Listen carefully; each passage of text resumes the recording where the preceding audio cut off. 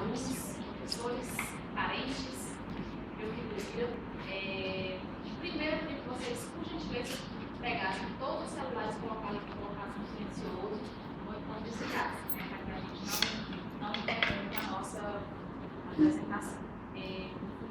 Para mim é um prazer muito grande estar introduzindo essa apresentação do meu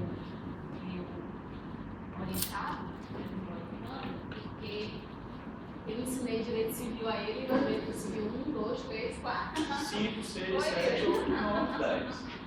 Isso que faltou para ele. Acho que a gente só não se encontrou no direito de família. Foi muito banal. E sucessões. Sucessões do cabelo. Mas no restante a gente se encontrou em todas as disciplinas. A gente tem o prazer de poder dividir a sala de aula e aprendi muito com ele também, né? Então, quando ele me procurou para ser orientador, eu vejo que também foi um prazer muito grande. Não aumentar, que eu tenho que ressaltar isso. Ele vai fazer a apresentação dele agora sobre a responsabilidade civil do Estado nas questões de omissão dos seus agentes. Ele vai explanar de 20 a 30 minutos. Depois que ele fizer essa explanação, nós vamos fazer alguns comentários, né, os professores, e a gente vai pedir, por gentileza, que vocês se retirem da sala por alguns minutos, que é o tempo também que a gente vai fazer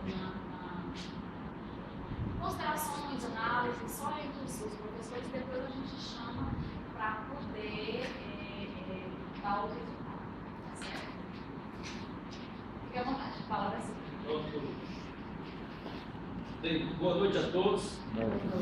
Como a professora Mabel falou, durante quase que o nosso todo o tempo aqui na faculdade, nós tivemos o prazer de ter a professora Mabel nos direcionando nos nossos estudos e também o professor Pérez, que participou ativamente também da nossa formação. Bem como com a professora Marina, que nos 2 últimos semestres ela nos deu o prazer de ensinar direito internacional privado e previdenciário.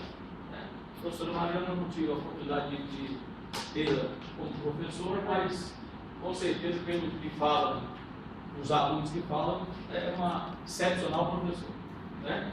Então, aos meus parentes presentes, minha família, meus amigos, meus colegas de sala aí, vamos ao nosso trabalho aqui. Bem, senhores, essa responsabilidade civil do Estado, ela já me acompanha já bem antes de eu entrar aqui na faculdade, tá certo?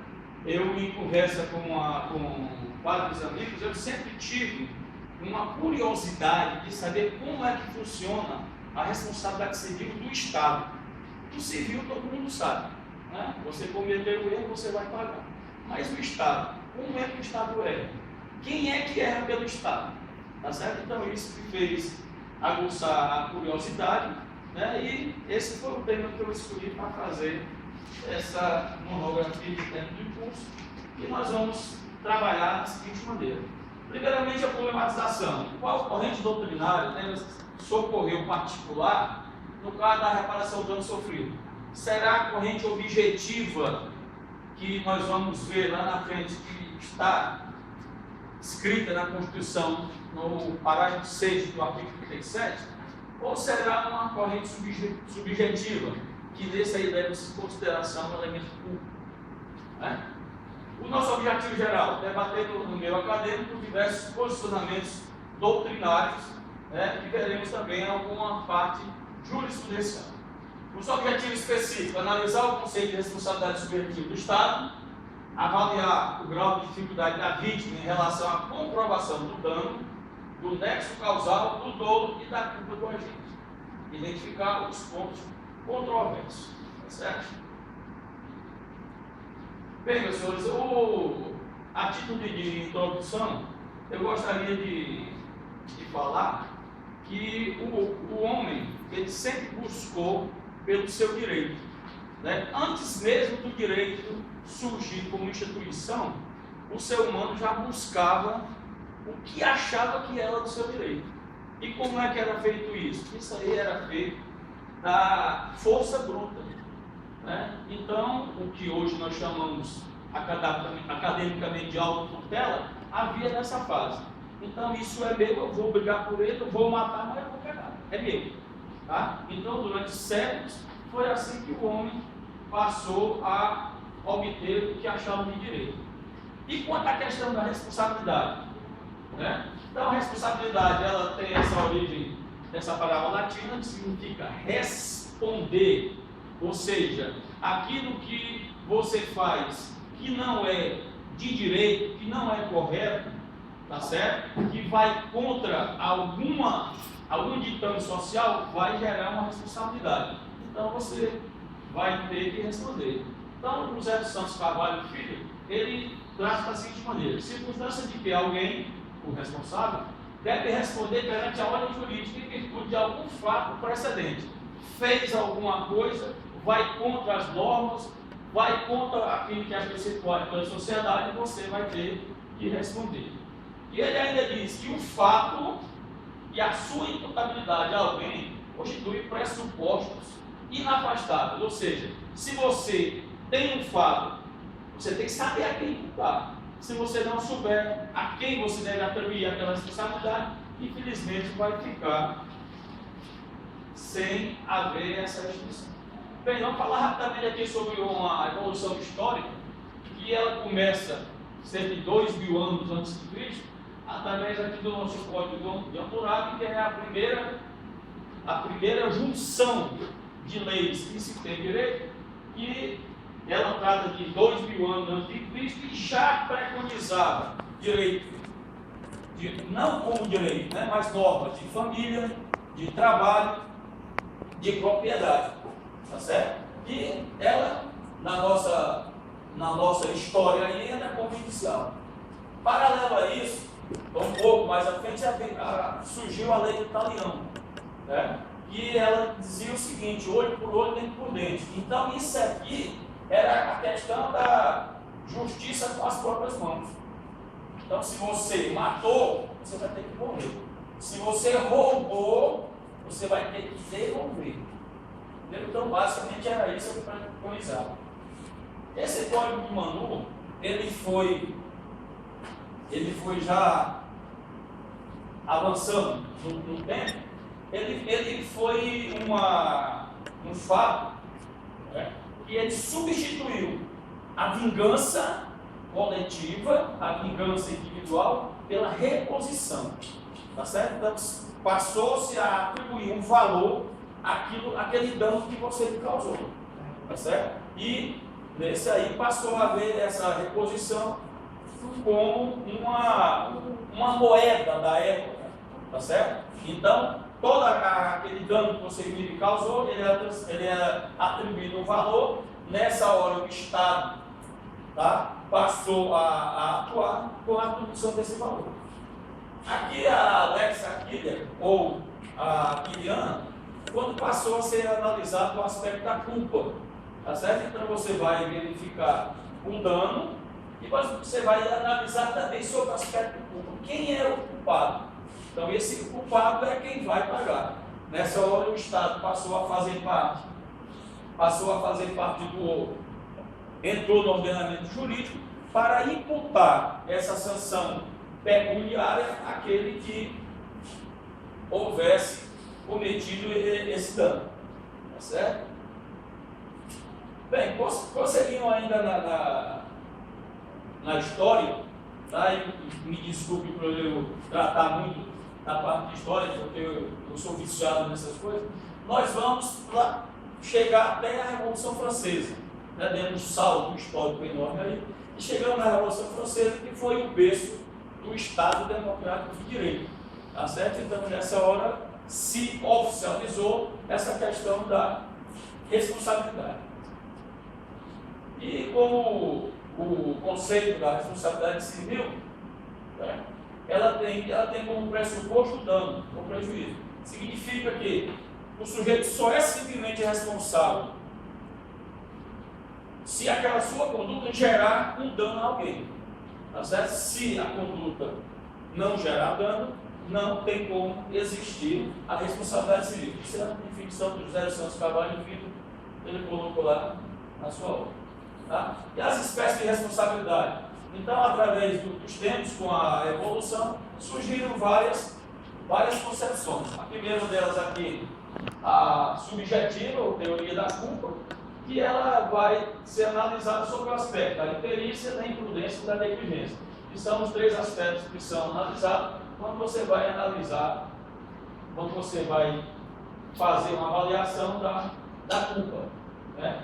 A objetiva, ou teoria do risco, quem cria os riscos deve suportar as consequências. Então, a responsabilidade por indenizar, por reparar, é daquele que criou aquele risco. Tá certo? Se eu crio um risco, eu sei que poderá, desta atividade, ocasionar um dano. Então, tenho que reparar. A responsabilidade civil contratual, ela vem de um negócio jurídico. Então, um contrato assinado, se ele não for cumprindo rigorosamente aquilo que está previsto em suas cláusulas, ele vai gerar também a responsabilidade.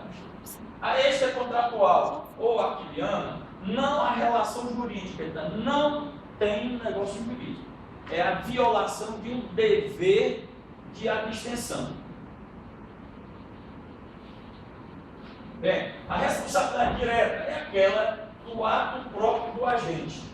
A responsabilidade direta deve ser exatamente quem cometeu aquele dano, né? E tem exatamente a quem fazer a responsabilidade correr em cima dele. E a indireta ocorre por ato de terceiro, pessoa ou animal. Eu me lembro muito bem de umas aulas que nós fizemos com a professora Mabel, e ela colocou numa prova a questão do animal. O cachorrinho está na casa dele ali, está no quintal, e uma criança vai passando, mexe com o animal se solta, acaba fazendo um acidente, o dono do animal vai responder. Então, não foi ele que cometeu, mas alguma coisa ou alguém está sob a sua guarda. A mesma coisa é aquela questão da responsabilidade do pai pelos atos dos filhos menores. Certo? E os pressupostos da responsabilidade civil. Então, em linha geral, a grande parte da doutrina, ela caracteriza como sendo ação, o dano e o nexo de causalidade. Tá certo? Então, a ação, uma conduta comissiva ou omissiva, que vai gerar um dano. Um dano, um prejuízo e o nexo de causalidade. A ação gerou um prejuízo. Tá certo? Então, o nexo tem que ser direto. Tá certo? O nosso caso, Alberto Gonçalves, que a Mabel tanto nos fez ler esse autor, ele faz acrescenta a ação, omissão, dano à vítima, relação de causalidade e culpa ou dom. Então, a culpa nós já vimos que é naqueles 3 espécies: imperícia, imprudência ou negligência, e o dom é a vontade de fazer, a intenção de cometer aquele dano. Tá certo? Os efeitos da responsabilidade civil é a reparação do dano, e um efeito secundário seria servir como exemplo para a sociedade. Tá certo? Então, se você comete um delito, você provoca um dano a alguém, você vai ter que ressarcir. Esse ressarcimento vai gerar uma repercussão social que vai servir como prevenção, tá certo? E exemplo para que os outros não venham a seguir nesse mesmo erro. Bem, responsabilidade civil da administração pública. Aí nós vamos no nosso médico Eli Lopes Meireles, tá? Ele nos deixou, né, essa seguinte conceituação. É aquela que põe a fazenda pública a obrigação de compor o dano causado a terceiro por agentes públicos, no desempenho de suas atribuições ou a pretexto de exercê-las. A propósito, lá na frente nós vamos ver uma definição de agente público, né? De uma vez que também vamos perceber lá na frente que o Estado ele é um ente fictício e ele não comete ato, alguém faz por ele. Tá? E as teorias que fundamentam a responsabilidade civil. Nós temos aí a teoria da irresponsabilidade, que essa foi a primeira que surgiu, né? Que era da época em que havia uma junção da figura do soberano com Deus. Então, o soberano é representante de Deus na terra. Então, logo, por ser uma divindade, ele não errava. Então, não havia responsabilidade para os reis, né, e para os governantes de então. Aí passamos no prosseguimento com a responsabilidade por culpa, quando passou a ser analisado se o agente fez aquela atividade, tá, representando o Estado. Entendeu? Uma evolução. Depois passamos a teoria da culpa administrativa, o risco administrativo, que é aquele que a atividade que você desenvolve poderá gerar algum dano, algum prejuízo a alguém. Então, essa atividade já está enquadrada como uma das teorias que vão fundamentar isso aí. Se a atividade ela pode gerar, em consequência daquela, ali vai haver uma responsabilidade. E a responsabilidade civil objetiva é aquela que você tem que analisar sobre o aspecto do dano, né, da ação do dano e do nexo de causalidade. Então, essa aqui está consolidada na nossa Constituição, no parágrafo 6 do artigo 37. Bem, voltando aqui, novamente, espero que histórico, aqui para a responsabilidade civil do Estado no Brasil.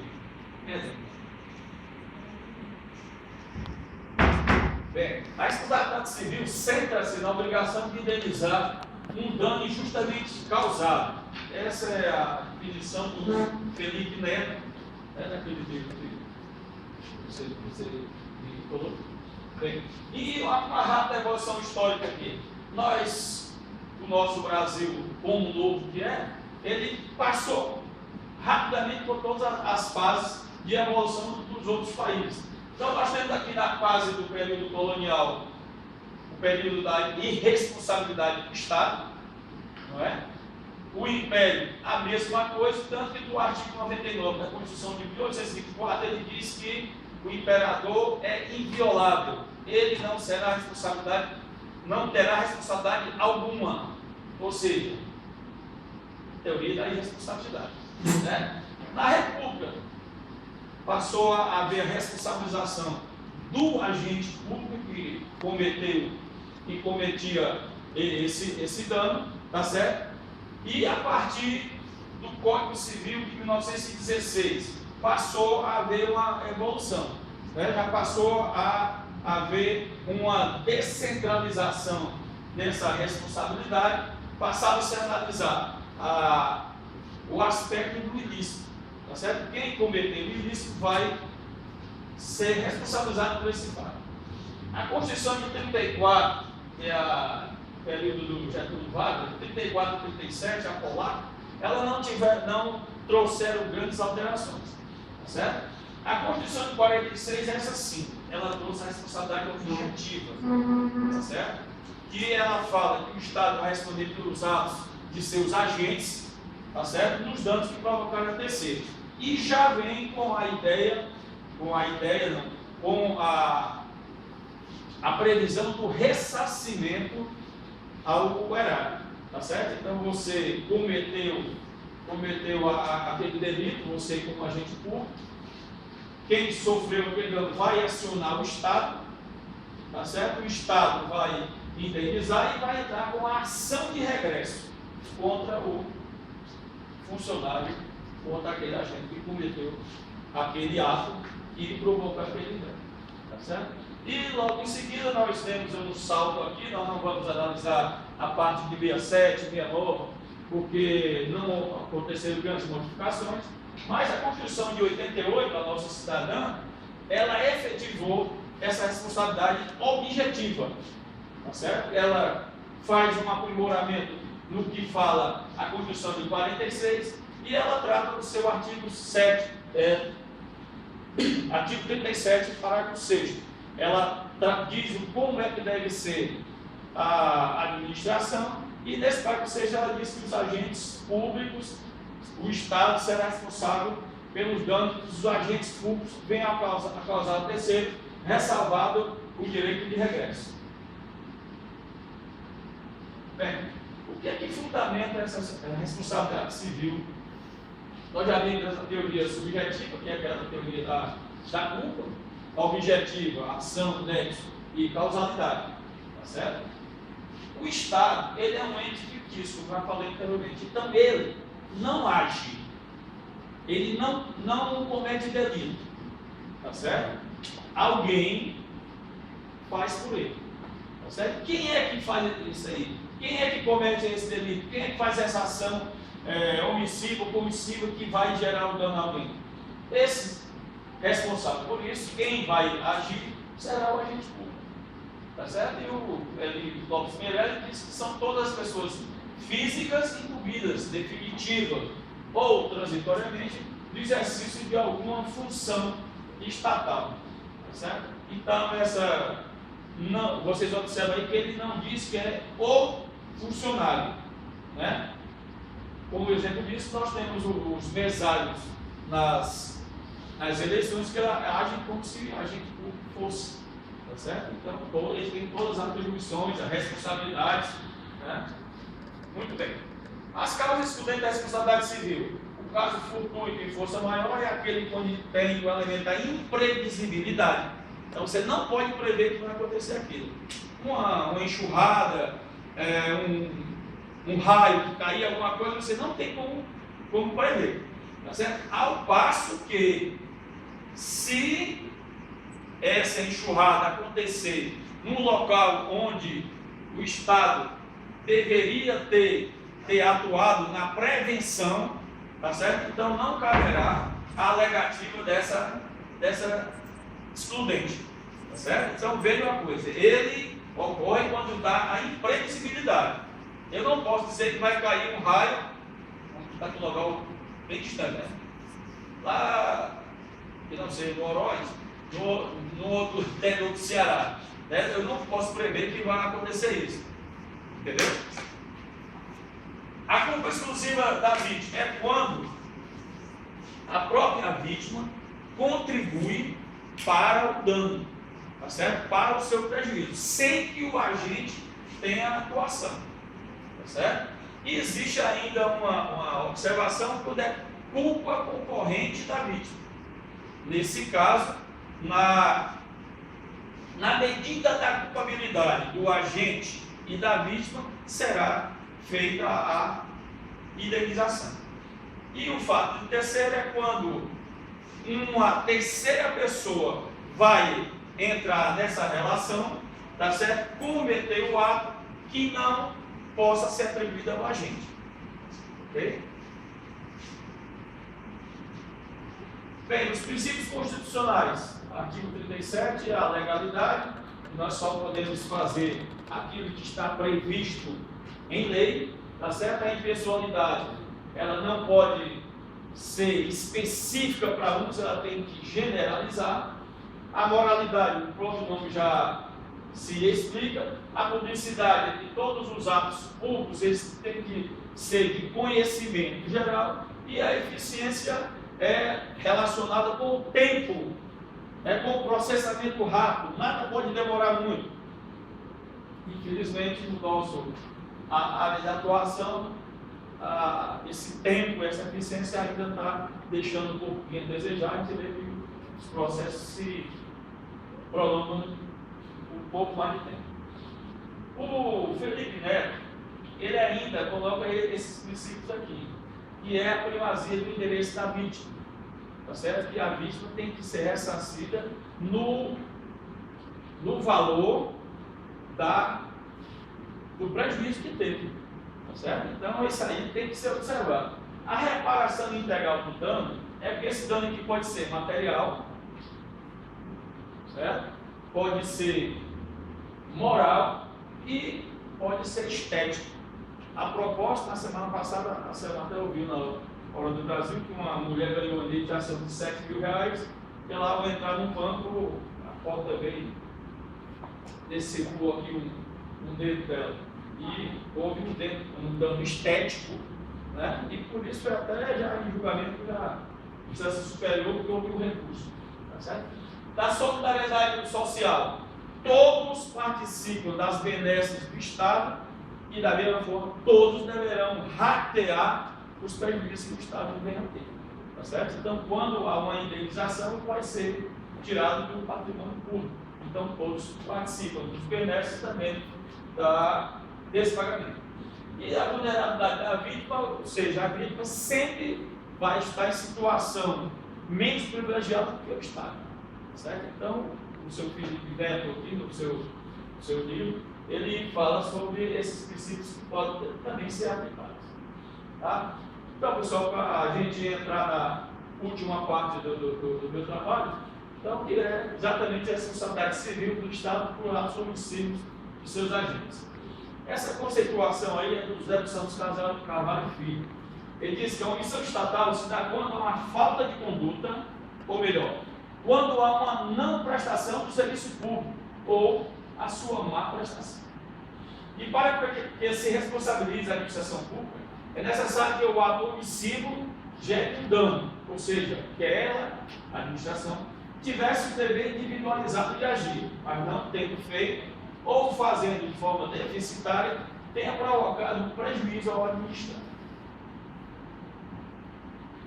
Existem duas correntes doutrinárias que tratam da responsabilidade civil por omissão. Existe uma corrente que, à época, era capitaneada por Eli Lopes Queiroz, que ainda hoje as suas ideias prolongam, principalmente o pessoal ligado à área da administração e do direito também, que ela é objetiva, baseada no que prevê a Constituição. Então, havendo a ação, o dano e o nexo de causalidade, tem que haver essa responsabilização. Certo? Mas tem uma outra corrente, que essa é do Celso Antônio Bandeira de Mello, que diz que essa responsabilidade ela é subjetiva. Tá certo? Ela se baseia numa teoria financeira, que é o fato de ser visto, tá certo? E ela pode ser demonstrada quando houver inexistência do serviço, o retardamento ou o mau funcionamento. Tá certo? Se essa havendo a análise desses três aspectos aí, a gente pode concluir que a responsabilidade subjetiva ela se aplica muito mais a essa parte da omissão do que propriamente a objetiva. Tá? Então, o fundamento dessa responsabilidade por omissão, a gente pode utilizar o artigo 186 do Código Civil, que diz que aquele por ação ou omissão voluntária, negligência ou imprudência, vocês observem que ele fala negligência ou imprudência, já trata da culpa, violar direito de causar dano a alguém, a outra, ainda que exclusivamente moral, comete ato ilícito. Então, a questão da subjetividade, da responsabilidade, ela está ligada ao ato ilícito. Tá? Então, você cometeu um ato ilícito, por ação ou por omissão. Para a caracterização da responsabilidade por omissão, se faz necessária a comprovação do dolo ou da culpa. E essa deve ser comprovada pela vítima ou pelos familiares, no caso de a vítima ter falecido, juntamente com o nexo causal e o dano. Tá certo? Eu lembro que essa brincadeira aqui foi feita numa prova onde a quem fulano morreu, a quem cabe mover a ação, a vítima. Bem, existem duas correntes jurisprudenciais, a objetiva e a subjetiva, que elas também envolvem nossos tribunais superiores. Tá? O STJ ele é majoritariamente subjetivo. Então ele leva sempre, né, na maioria das vezes, o aspecto da culpa para analisar a responsabilidade civil. O STF ele tem uma parte, umas turmas que tratam como subjetivo, leva em consideração a culpa, e a outra como objetiva. Não, isso aí houve a ação, houve o nexo, né? E houve o dano, tem que haver a reparação. Como exemplo, eu coloquei, que está aí, 2 julgados. O primeiro, do STF, ele trata da questão de uma podagem de árvore em Belém. Houve um acidente, uma árvore caiu, danificou um veículo, tá certo? E no julgamento final foi colocado que houve uma omissão do Estado na conservação da via pública. Tá certo? Então, teria ocorrido uma podagem de árvore, né? Como prevenção, porque as árvores, principalmente na Belém, são muito antigas, né? Vez quando cai alguma, aí esse prejuízo não poderia ficar com o dono do veículo. Né? E a corrente objetiva. Isso aí é o julgamento da relação do Carandiru de um preso que foi morto pelo policial, né? E a União quis colocar como causa excludente um estrito cumprimento da lei legal, tá certo? Então, o julgador colocou como responsabilidade objetiva, né? Porque o Estado tinha o dever de dar a proteção ao preso, sim, quanto às outras responsabilidades.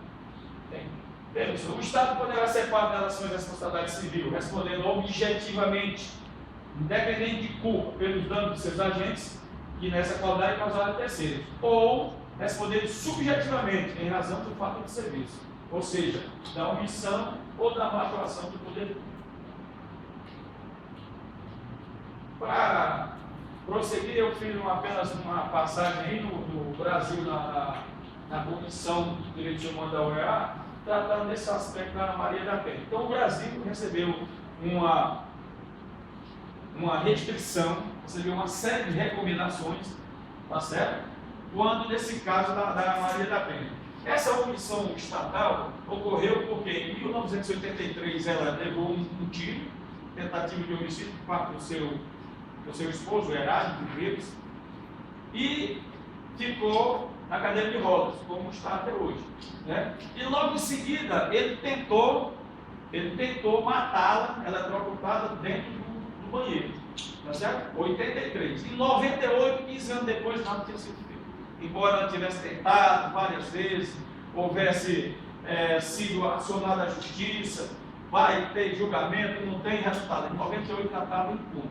Aí o que aconteceu? Ela, se valendo de um livro, né, que chegou ao conhecimento de uma ONG, foi levada para a comissão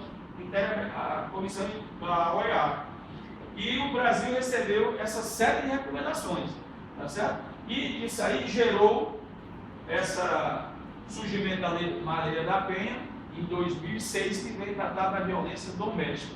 Então, ela dá uma série de observações, criação de mais delegacias, né, que sejam agilizados os processos, que seja dada a proteção à mulher, principalmente nas questões de violência doméstica. Então, várias foram feitas, inclusive no estado do Ceará, por estar no final da linha, o fato de acontecer tem que ser condenado a um ressarcimento financeiro. Bem, meus senhores, para a gente chegar aqui à nossa conclusão, né, do nosso trabalho, nós vamos colocar o seguinte: o Instituto da Responsabilidade Civil se destina justamente a garantir a reparação de perdas e danos, a fim de promover o equilíbrio nas relações sociais.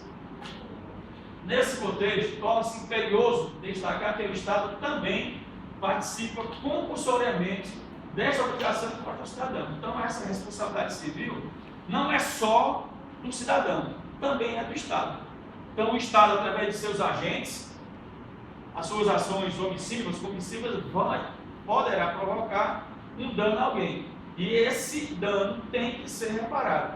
Tá certo? O Estado também tem que ser responsabilizado. Bem, após a realização da pesquisa bibliográfica, jurisprudencial, nós consideramos relevante e adequada a aplicação da teoria da responsabilidade objetiva para os casos em que fique constatada a atitude omissiva. Ou seja, houve a ação, né, uma ação positiva, e essa ação veio a provocar um dano. Então, nessa hora tem que ser utilizada a responsabilidade objetiva. Da mesma maneira, chegamos à conclusão de ser apropriado para os casos em que o dano é originado de não fazer de um recado ou uma má prestação de serviço, que seja utilizada a teoria da responsabilidade subjetiva. Tá certo? Dessa forma, concluímos ser correta a interpretação e a aplicação da lei no Brasil quanto à questão da responsabilidade civil. Era essa a explanação que eu tinha para fazer. Eu espero que tenha sido suficiente para transmitir, né? Com certeza, se a Mabel me desse mais 2 horas, a gente ia falar sobre o assunto, porque eu sou muito ligado à parte, principalmente histórica. Certo? Então, pessoal, que eu tinha para falar, espero não ter sido o que falou na apresentação. Como conclusão, pessoal, é o seguinte: esse trabalho ainda vai passar pelo crivo de uma correção ortográfica. Tá? Já tem até uma pessoa que eu contactei, amanhã possivelmente eu vou mandar esse trabalho para lá. E só depois dessa correção ortográfica ela vai analisar o aspecto de formatação, alguma norma que por acaso, por equívoco, tenha sido utilizada, vai ser feitas todas as correções antes de ser feito o depósito da monografia aqui na nossa biblioteca. Obrigado. Agora chegou a hora de jogar 12 horas, né? Agora,